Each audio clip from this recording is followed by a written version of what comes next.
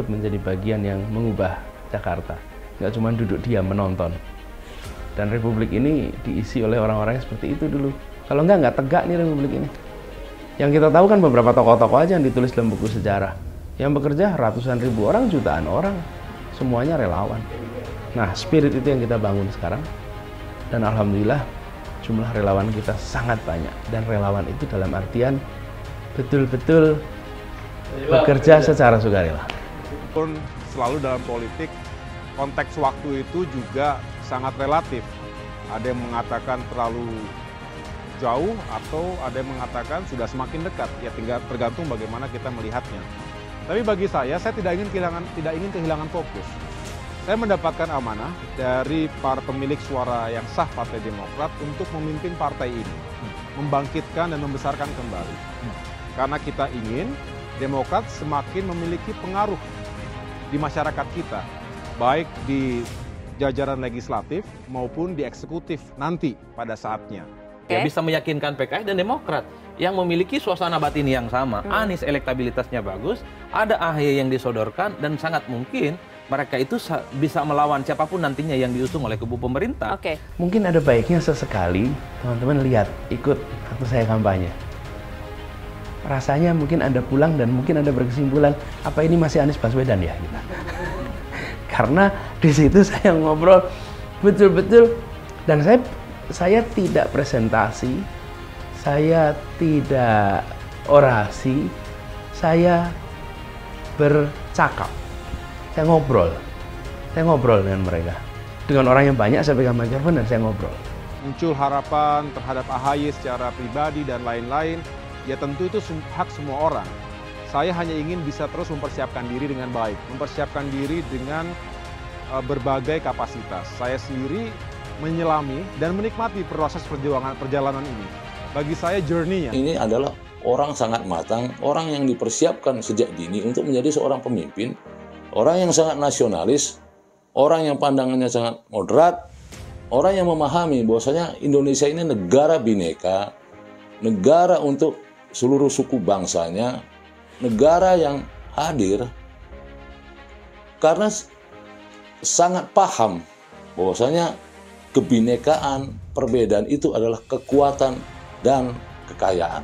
Alhamdulillah 4 tahun ini, 5 tahun, saya sudah masuk 5 tahun, 6 bulan lagi pensiun. Nggak ada perpanjangan soalnya mas. Iya.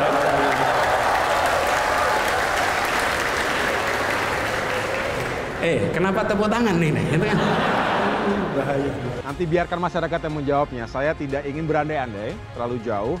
Nanti AHY ini baru lewat masa situasi kemarin Demokrat udah ngomongin capres, tidak sama sekali. Saya tidak ingin terlihat seperti yang di sana, yang sangat berambisi untuk 2024. Kita semua berharap semua kota jangan mengulangi kesalahan Jakarta.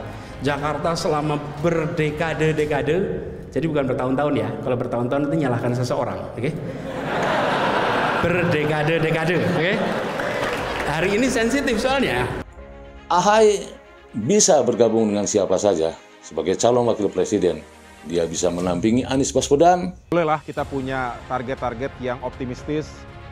Ambisi kami juga ukur dengan realitas, tetapi optimisme kami itu diukur melalui survei, survei-survei yang ada di selama ini, tapi juga dengan kerja-kerja langsung dengan rakyat.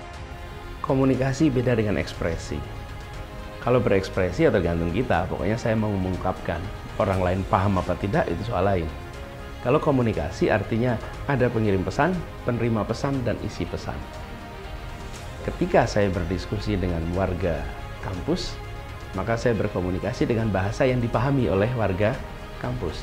Ketika saya berkomunikasi dengan warga di kampung-kampung yang pendidikannya berbeda-beda, maka saya harus berkomunikasi dengan bahasa yang mereka pahami.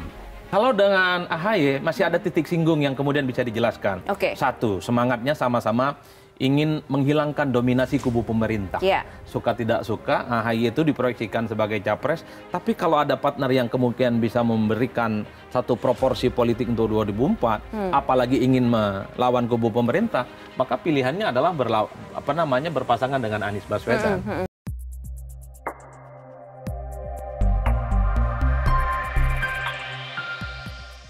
Deputi Badan Penelitian dan Pengembangan DPP Partai Demokrat Syahrial Nasution, mengaku pihaknya tidak mengabaikan suara publik yang menduetkan Ketua Umum Partai Demokrat Agus Harimurti Yudhoyono, AHY, dengan Anies Baswedan untuk pemilihan presiden, Pilpres 2024. Menurut dia, jika itu sebuah harapan, maka hanya AHY dinilai tokoh muda yang paling mumpuni menemani Anies di Pilpres 2024. Sejumlah lembaga survei selalu menempatkan Anies ada di posisi puncak jika berpasangan dengan AHY untuk Pilpres 2024. Selain Anies AHY menurut Nanang dianggap paling pas mewakili kekuatan nasionalis religius, dua kekuatan yang selama ini mewarnai panggung politik Indonesia. Keduanya juga bisa mengakhiri politik polarisasi yang nyaris membelah Indonesia, ungkap Nanang, dengan rentang usia 40 hingga 50-an tahun, keduanya dianggap tepat. Mengapa demikian?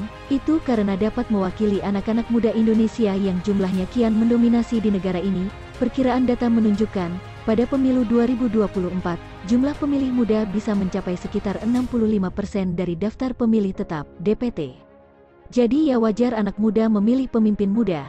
Anies AHY, semua masih bisa terjadi, jabarnya, keduanya juga disebut memiliki kapasitas dan kapabilitas untuk memimpin arus perubahan. Anies sudah teruji di Jakarta, termasuk sebelumnya dalam dunia pendidikan, sedangkan AHY terbukti mampu menakodai partai sebesar Demokrat, begitupun demikian dengan karir sebelumnya di dunia militer yang cemerlang.